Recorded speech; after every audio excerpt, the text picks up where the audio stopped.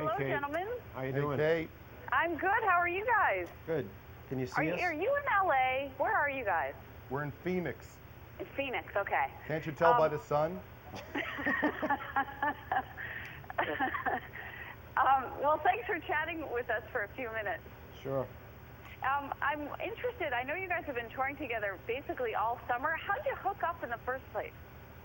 Well, we tried this once before in the early 70s, and it didn't quite work out. The road crews didn't get along, and we didn't even realize it, but it kind of put a split between us. And for years, we kept saying to the guys in Aerosmith, let's do this again. And we found out later that there had been some animosity. But once we put this together, the fan response has been so huge. By the time this is over, we'll have played to over 1 million people. So once we got this going, we all looked at each other and said, let's keep this going. It's too much fun. So you have both been around since the 70s.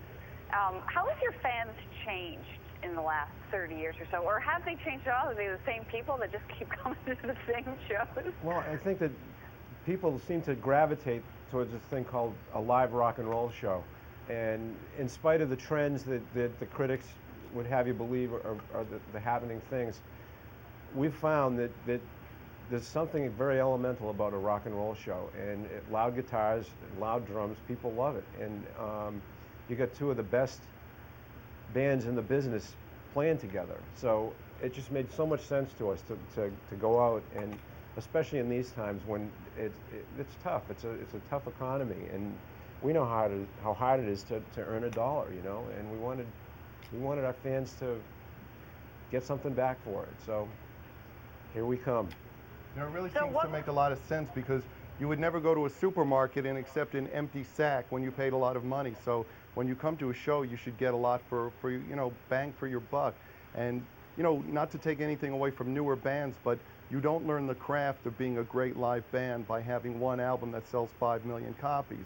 Both of us have been doing this for 25 plus years, and you learn your craft by playing clubs, then being the opening act in arenas, then becoming the second on the bill, and finally when you headline, you've got something to deliver. And like the Postman, I guess we've been delivering for quite a while. And what can fans of both bands expect to see from the show? Well, probably, I would say the best of both bands. At this end of our careers, you kind of know what Kiss is about. You kind of know what Aerosmith is about, and we attack this kind of music from different places, but we arrive at the same place, and that is excitement and having a great time. And that's really what it's about for us. We started off as fans of this first, and we've never lost sight of that. We're still imagining ourselves in the front row, and what would I want to see, or what would Paul want to see? And that's how we design the show and look at everything from the very beginning of the experience to the end. Will either bands be trying out new material? Well, we will. We have a blues record coming out after the first of the year, so we are throwing a couple of new songs in there, but I think our fans will recognize it as an Aerosmith kind of sound. They may not have heard it on the radio yet, but there's a few new things in there. Joe Perry, I just want to ask you a quick question, because we know that you and your band have New England roots. And we're wondering if, when you do come to New Hampshire and play here, if that means anything more to you. And then we're wondering what you think about the Red Sox-Yankees game tonight. Well, of course it means a lot to us. First of all, a lot of our friends that don't make it down to Boston get a chance to see us play. I think this is the second time we've played in the venue in Manchester. And before that, I think the last time we played was in Concord when the band got back together in '84. Our roots go very deep in New Hampshire, and it's a real important gig for us. And we're glad to be able to bring Kiss with us this time. Any predictions on the game you'll be watching? Didn't know if you guys were a Red Sox fan. I'm sorry, say that again?